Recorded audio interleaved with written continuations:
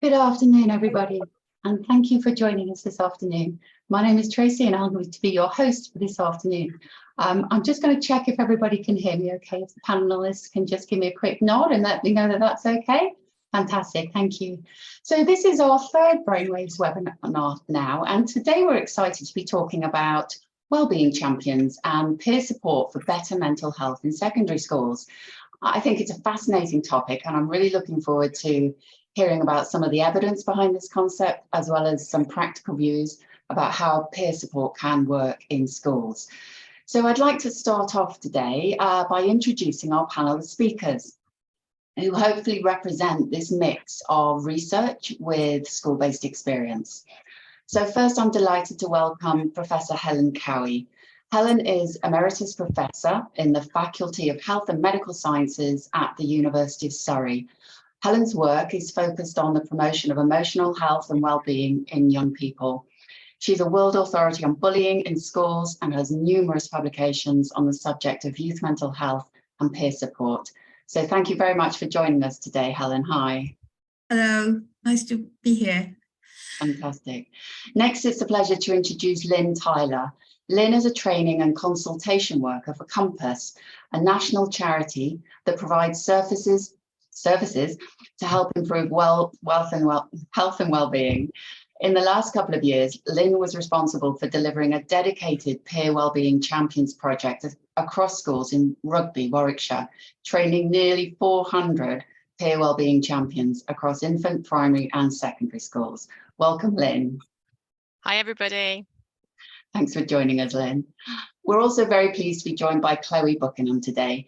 Chloe is Vice Principal for Personal Development, Behaviour and Safety at the Houlton School, a non-selective state school in Warwickshire, which I believe was part of the Compass Wellbeing Champion project we just mentioned. So thank you for joining us today, Chloe. No worries, hello. Hi there. And finally, I'd like to introduce my colleague, Julian Turner, who is going to be leading the discussion today. Julian is head of the education programme here at Brainwaves. Hi, Julian. Good afternoon, and good afternoon, everyone. Helen, the idea of wellbeing champions is part of a sort of a broader family of peer support initiatives. Could you start us off by giving us an overview of what peer support is and what wellbeing champion programs specifically are, and how they can have an impact on mental health in schools?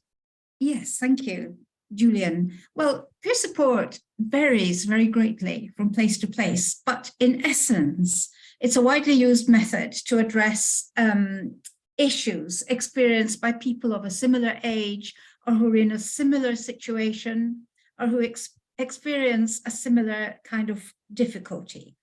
It's used in many places: healthcare settings, workplaces, clinics, community venues, and essentially it's probably very widely used in schools in the UK, but also internationally. It's gained in great support in recent years. Now, the benefits of peer support include it draws on this shared experience. And so it enhances empathy because people are sharing the same kind of interactions, issues, possibly difficulties amongst one another. Also, it gives direction to young people's natural wish to help other people, to their willingness to play an active part in creating a positive emotional climate in their school, which many children want to do. They may not know quite how to do it, but given the right kind of training and support, it's absolutely incredible the way they do reach out to other people. It's most effective when it's part of a wider whole school policy to enhance the emotional health and well-being of all the children and young people in that school community. When I said it varies, it does, and that's why it's very hard to measure and evaluate. It includes befriending, simple befriending, mentoring people, actively listening when they have an issue, conflict resolution or mediation, and the empowerment of bystanders, the bystanders who actually normally don't do anything because they don't know how to, but deep inside themselves would mostly like to help. I could go on for longer, but I won't, because our time is short. Yeah, no, that's very, very useful. Thank you. And tell us about Wellbeing Champions then within that. What differentiates that from other types of peer support? Well, I think the good thing about Wellbeing Champions is that they're working throughout the school, and that they're trained to look out for people who are perhaps isolated or on their own or new to the school, or have some issues that they haven't been able to share with other people. So I think it's encouraging young people to look out for one another. And, you know, one of the things about peer support that is almost universally reported when we evaluate it is that people find it very satisfying. They actually discover it is so rewarding to help other people. And that creates a nice atmosphere, because most people don't like it when others are happy, when there's unhappy, when there's bullying going on or social exclusion. Mostly people don't actually like it, even if they're not absolutely sure what they could do about it. So I think it builds on the natural altruism that many, not all, but many young people have. And what's the evidence base for it like now? It's been going for a while, isn't it? It's been going for a while, and as I said at the beginning, it's quite hard to measure it always, because to make comparisons between one peer support system and another, because they actually vary. But there are a number of things that seem to emerge consistently. And one is that even people who don't use a peer support system report that their school feels safer, is a nicer place to be, when there is a peer support system in place that they could access if they really wanted to. People who use the service, many of them report that it was helpful. Again, not all, because some of their problems might be very deep-seated, but many report that it did help. Just sharing their issue, having a friendly face, someone that sat with them, that shared something with them, was very helpful when they were feeling sad or down or low. And the other thing that's, I'd say, universal is that the peer supporters themselves gain enormously in communication skills, in confidence. They become more articulate, and they experience planning, evaluating, reflecting, and sharing issues, difficulties they have, but also successes. So it's very empowering for those who take part. Great, thank you. That's excellent, Helen. Really good introduction. So Lynne, let's get into some practical experience. And you know, you've really developed a lot of experience of seeing this program work across a range of schools. So perhaps you could just tell us in practical terms, what does it mean to be a wellbeing champion? What does the role involve? What sort of responsibilities do they typically have?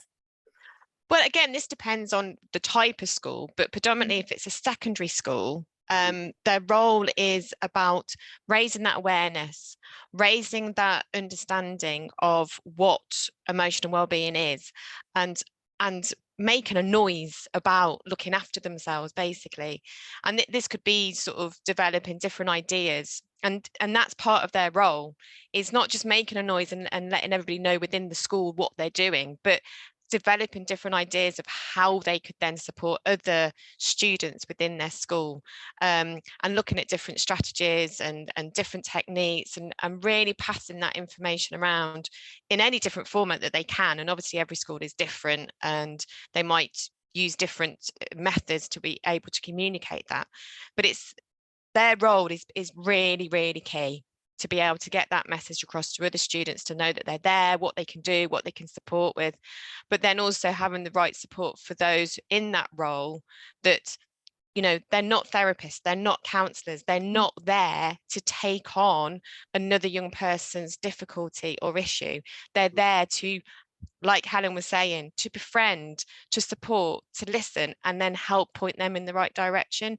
So as the wellbeing champion, their role would be knowing who they could then actually talk to, which adult in school is the person for them to go to, and to encourage other young people to go to.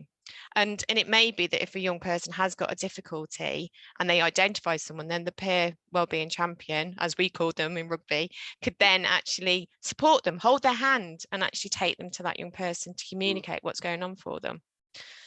but there are skills involved, aren't there? Because it's not Absolutely. It's not simply a matter of being there. You know, and it would be useful to get a sense, I think, of what sort of training and support you find that wellbeing champions need in order to be effective, and I suppose to protect themselves as well to some extent. Absolutely. And it's about learning how to listen. I mean, we do all listen, but there are different ways of listening.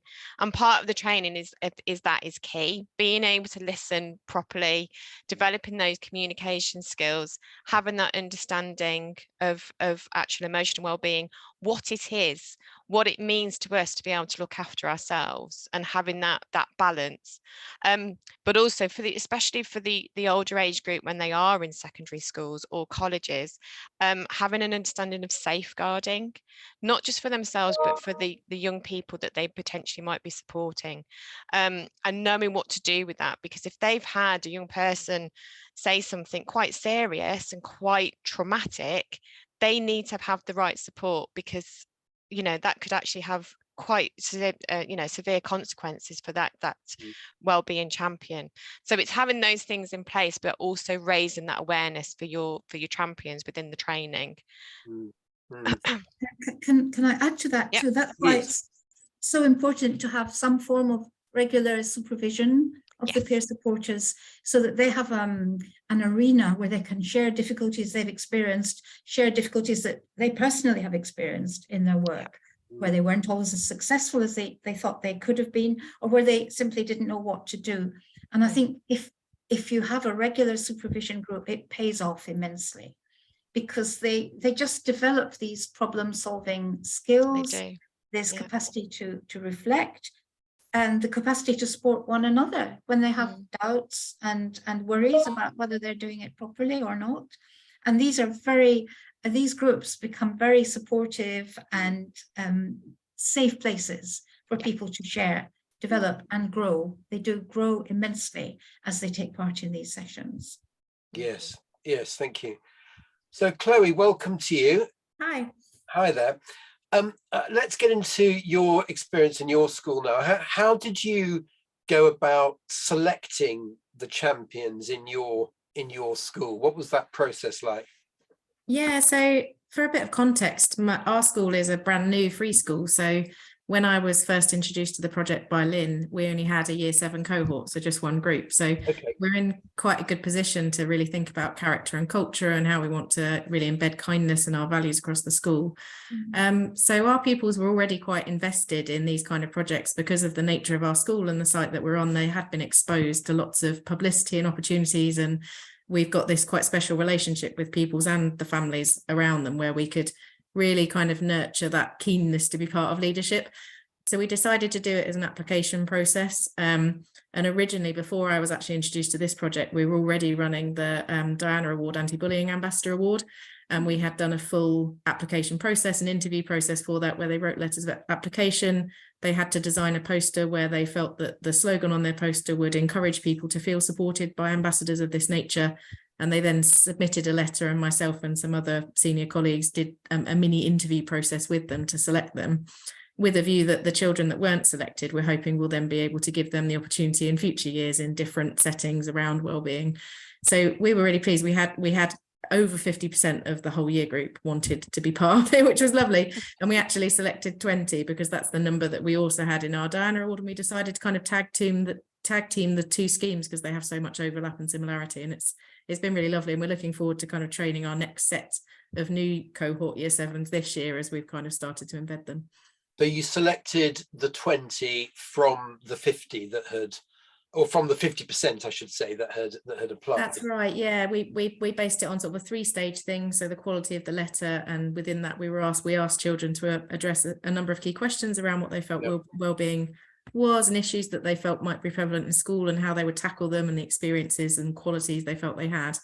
They then had to design a poster which they felt reflected the importance of wellbeing and of taking care of one another and of kindness. And then they also had a mini interview where they had to sort of express and show that they had that commitment to the character side and the confidence to be able to, you know, express verbally the things they'd put in their letter, so that we knew that we hope the right children doing that really important job, so that they had that confidence to advocate for others. Yeah. Did you find that you had a good diversity from the people that had applied, or did you need to encourage certain groups who are underrepresented? How did that work? That's a really good question. I'll be honest, we had more girls. So we were a little bit careful in our selection. We have a very high proportion of SEND pupils at our school, and we wanted to make sure that our demographic was reflective in the 20 that we chose. So we did create sort of a separate piles, if you like, of different categories of children to make sure that all ethnicities were represented, that all genders were represented, that SEND children were represented as far as we could within the children that applied. So the 20 that we have are very representative, and we did maneuver that a little bit just to make sure that all children felt that there was someone that they could approach, that they would relate to. Yeah.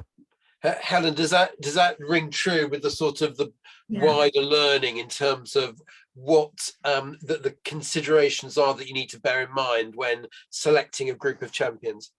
Oh yes, definitely. To have a broad spectrum of pupils. If you in the old days when these things first started, it was predominantly girls. Yes. But in fact, boys are just as good. Boys have the potential, but I think initially they felt they couldn't, that wasn't their kind of thing. So sometimes you had to do a bit of manipulation, as Chloe has just described. But I think it also is a good idea to have a spectrum, and even to choose children that you wouldn't normally think would have that aptitude. And sometimes they just blossom. So yes, it is very important. I think it's also quite useful to involve the existing cohort of peer supporters in the interviewing process. They benefit, of course, because it improves their communication and their capacity to problem solve. But also they know the kind of issues that are going to arise and the kind of qualities that you need. So I think it's important to involve them too. Yeah, absolutely. Yeah. Lynne, have you had cases where it's been difficult to get that diversity or the right mix of wellbeing champions? You've had to employ other strategies? Yeah, sometimes some of the schools have not necessarily gone down that route, so they haven't necessarily gone to an interview sort of style of approach, and they've kind of handpicked certain young people that they thought would be benefited as well as being able to do the role. However, it hasn't worked because they haven't got that interest. They're not keen on developing those skills and taking on that role. And so sadly, it hasn't been as proactive and as positive outcome as what it is where somebody he's already got that internal keenness to actually participate. Yeah. So I suppose that shows the benefit of really advertising the benefits of the scheme and being part of the scheme for like a long time in advance. Absolutely, yes. Advertising it, sharing what it involves, how it's going to work, so that the young people are fully aware what is going to be involved and what is going to be expected of them, so they can get a really good understanding of what they need to do, so that they can then sort of participate and develop their skills. Like Helen's been saying, you know, some of the things that I have seen have just been amazing, some of the outcomes that we've had.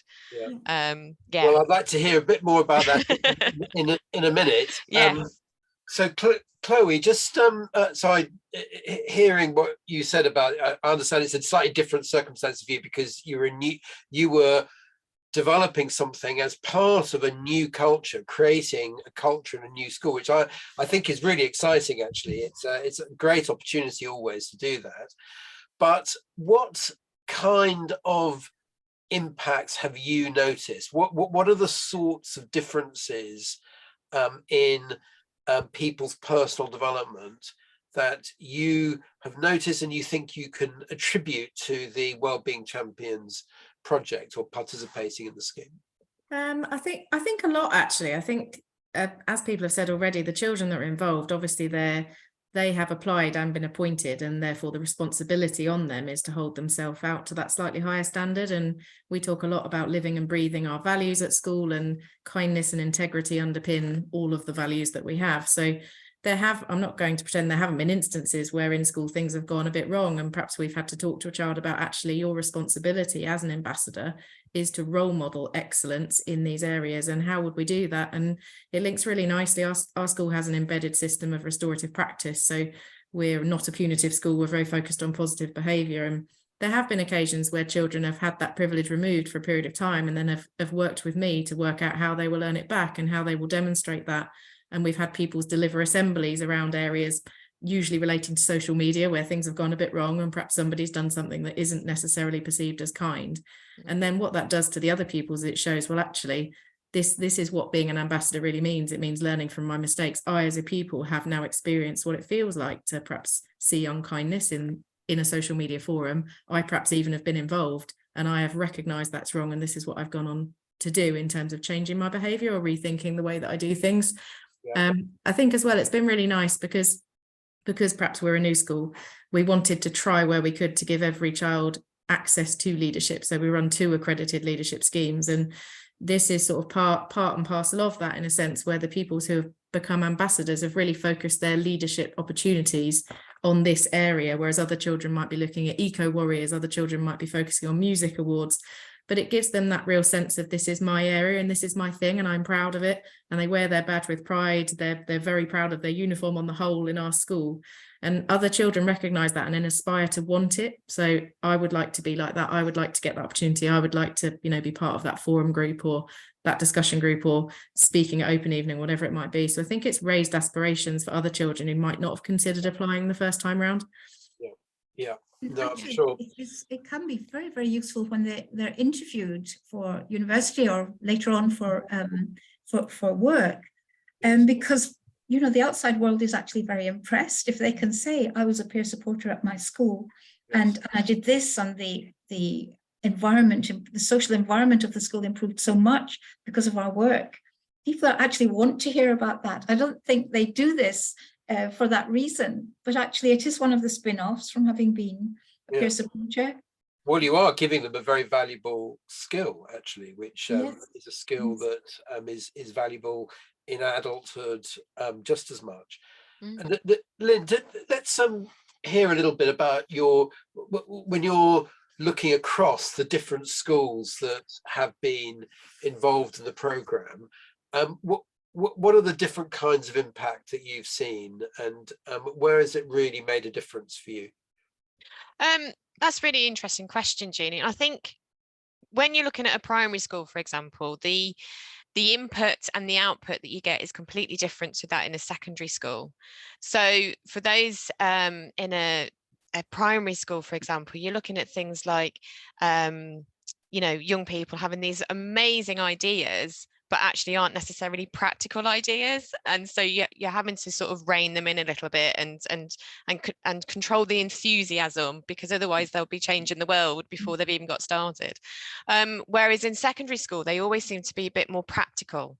They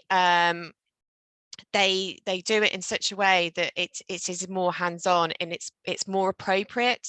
So some of the secondary schools that I've worked with, they were doing things like having a wellbeing pack for all new starters, or for any student that was new to a school that may have started at a different year, and having wellbeing days, and putting notifications on the TV screens that they have around the schools, and it just really positive outcomes of different things that they've have completed and now are actually being embedded and carried out on a regular basis. And I think that's the difference. And like Helen was saying, you can't necessarily show that as evidence. It's just things that are happening, and it's changing the culture that you actually see within the school.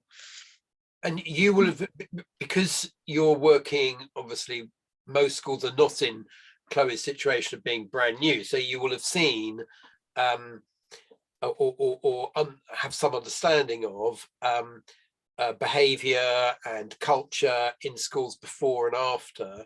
Do schools report a change in behaviour, and what sort of thing do they talk about in that context?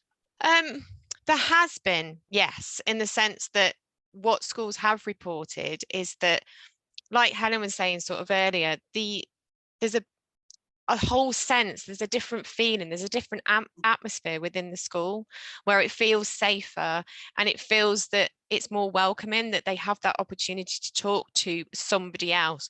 Because actually some young people don't want to be talking to an adult, they actually want to be talking to their peers, and they've found that actually they've been getting more notification, for the better word, of incidences and situations where a young person has needed help because they've actually gone through a wellbeing champion rather than actually talking to an adult themselves. So then they've been getting the support at the right time and getting the support that they need rather than suffering in silence.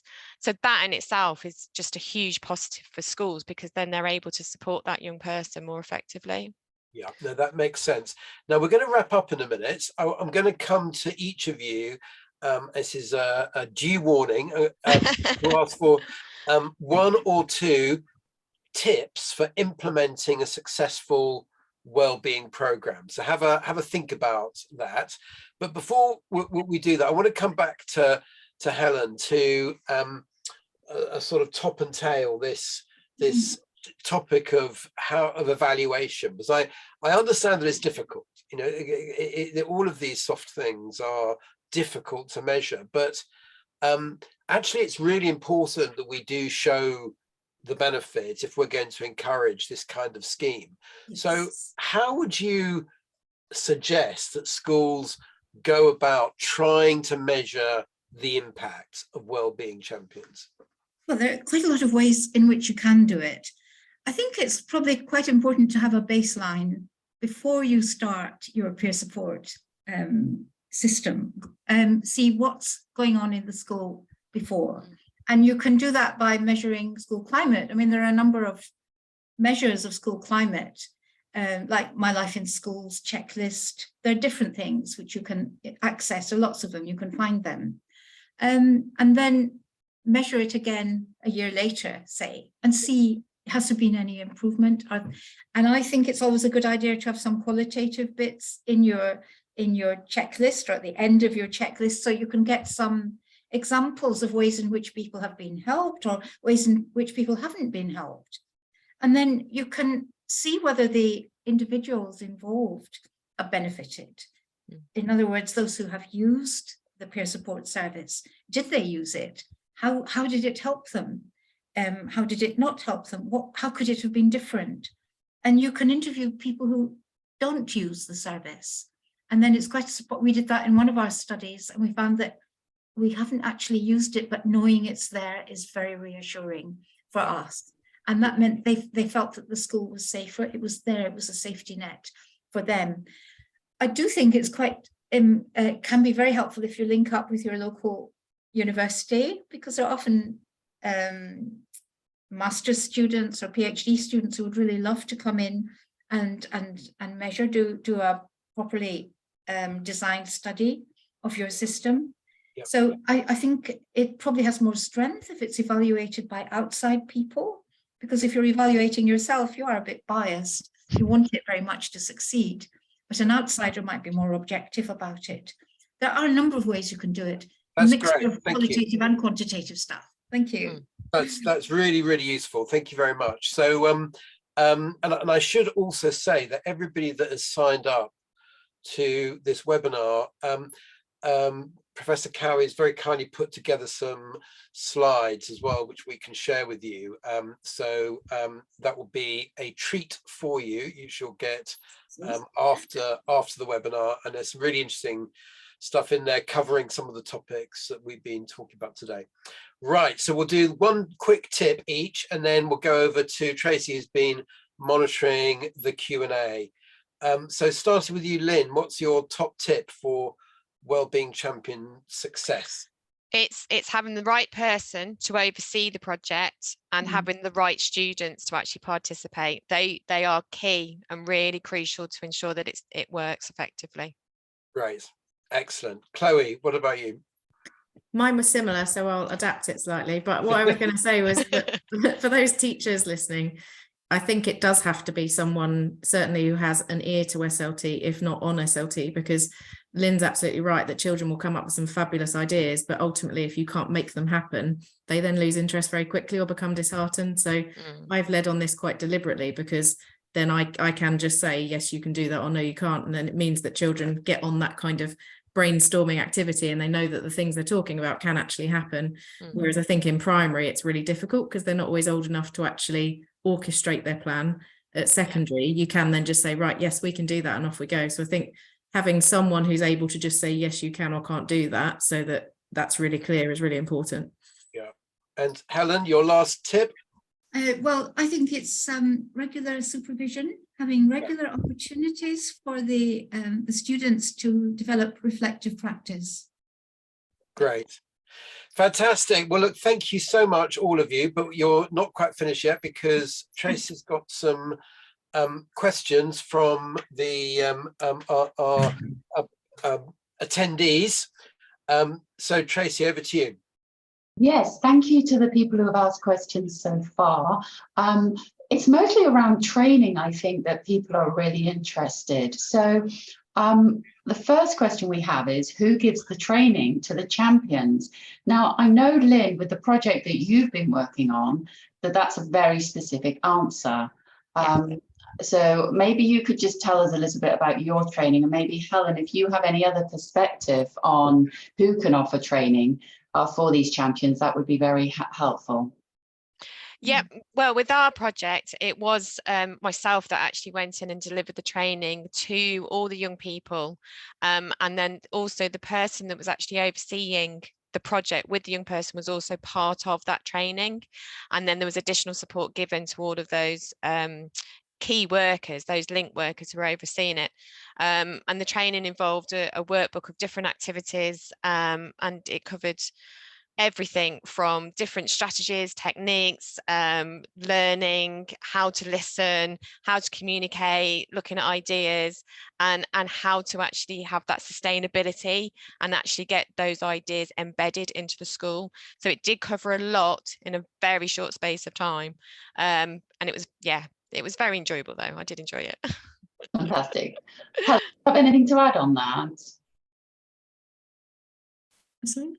Helen, do you have anything to add about training? I think, yes, I was going to say, sometimes you can buy in outsiders, like I think you mentioned the Diana Foundation ambassadors training, which is excellent. I'm afraid I don't know how much it costs. Actually, It's free. You don't have to pay for that. It's amazing. Well, they're excellent, and they have a very broad definition of what peer support is, and it permeates the whole school, and creates a really positive, enthusiastic environment for the children to be in. So I think they're good.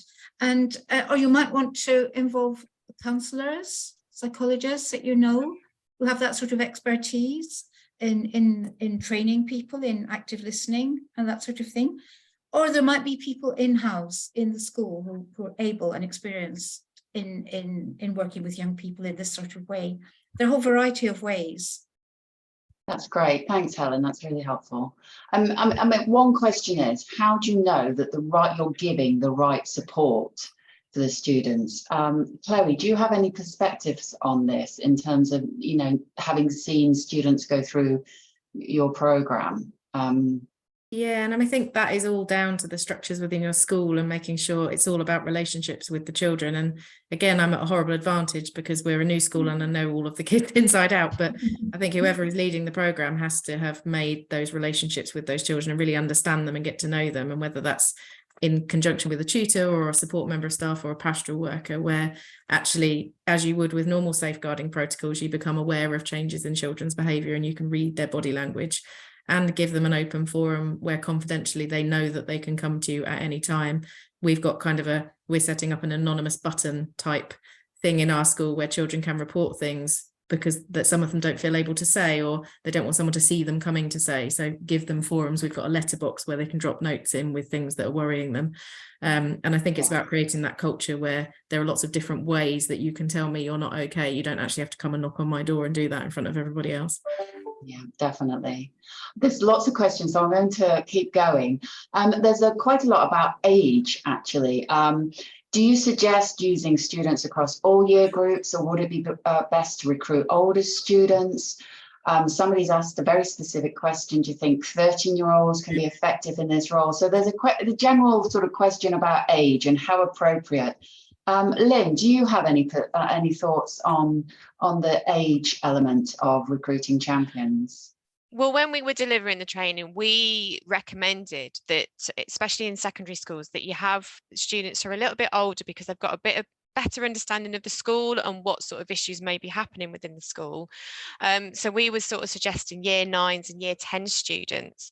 However, we did have other schools that actually did take students from every year group, so that they had sort of ambassadors for each of those years, so that they had somebody available to speak with other peers of a similar age, and that worked really well.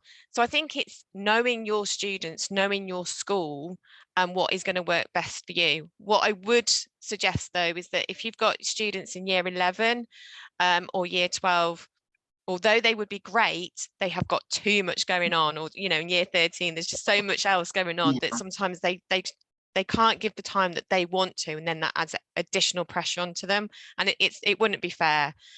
So we've always sort of suggested that the younger sort of year 9s, year 10s. Perfect. Helen, have you got anything that you'd like to add there? Yes, I just think build on the skills that many primary schools have some form of peer support system going, with very enthusiastic peer supporters, and so it's important not to let that enthusiasm and that acknowledgement of their skill go. And so yes, so even the year 7s and 8s can of course develop and build on the skills they've already developed at primary school. And the thing is, as I said before, they do want to carry it on when they go to the next stage of their education, college or education or university. And so it's a cumulative thing. And many of the methods actually can be adapted to different age groups, like peer mediation. You can do it in primary school, they love it. And then you just adapt it to the age group of the young people that you're working with. So yes, I think age, as long as you adapt the training and the methods, take account of people's reticence, sometimes not wanting, as Chloe said, not wanting to go and report a problem, adapt it. Then yeah, any age, I do think any age, but you need to know what is appropriate for your age group and for the social and cultural context that your school is in. It's adapted. It's a very creative process. That's the thing. Okay. Creative process. And I've got Maria here asking if you think it's a good idea to keep the champions in their role throughout their time in school, or would you change the team every year? So again, how much flexibility and sort of creativity do you allow? Any thoughts on that? I think I was going to say, I think it depends on the school. And, and actually you may find that some peer supporters have thought, actually, I don't want to do it anymore. And so they could be part of the next process of actually interviewing and recruiting others. So I think it's a case of actually knowing, your young people and having a mixture of both. Whereas, you could have some that are current if they want to carry on, but actually having new ones as well, develop those skills. Very similar to what Chloe was saying earlier, where they're actually already looking at recruiting supporters for their year 7. So it's very focused on each year group, which I think is brilliant, really. Yeah, okay. I'm going to bring Julian back into the conversation now, because I know he's got a question that he's dying to ask. Oh, you know me so well, Tracy. But, yeah, so I've just been reflecting on the fact that the evidence is so good that the wellbeing champions themselves get so much benefit from the scheme. And that makes me wonder, is there any sense in deliberately selecting more disadvantaged children, more vulnerable children? In other words, trying to make the wellbeing champions that you select are more likely to come from the group that actually need the support the most, so that they can themselves get that benefit. So some of the earlier work we did in our research projects concerned that, and we found that where the peer supporters were sometimes included children who'd been bullied before and had benefited greatly from the peer support service. And they felt altruistically that they wanted to pay back what they'd gained. And often they had a double benefit because they felt they were paying back for what they got from earlier experiences. But also they found a supportive peer group. You know, when they were discussing their work or having supervisions, they found that they then developed a friendship group, and perhaps some of them had been isolated children or children that didn't have very many friends. So they benefited greatly. So I think there is an argument for involving children, well, like we said before, that are representative of the whole spectrum of the school. Yeah. So I do think, I mean, you have to do it with care, because the peer supporters have to have street credibility in the school. And so you need people that the others will respect and feel that these are good people to work with. So I think you have to use your judgment, but I think there's huge benefit actually in involving those who you might describe as more vulnerable. Yeah, so it's a sort of affirmative action in a way, isn't it? Just to try to, as the US would say. Lynn, have you looked at that? Yes, absolutely. And I was going to say, I echo what Helen was saying. And in some of the schools that we worked with, they would interview for some of the young people and children, but then they also identified some that they thought actually would find it really beneficial. And it's been amazing, actually, some of those young people and the skills that they've developed themselves, and they've grown in confidence and built up that resilience that perhaps they might not have actually had, because they're now in this opportunity where they feel supported as well as providing the support.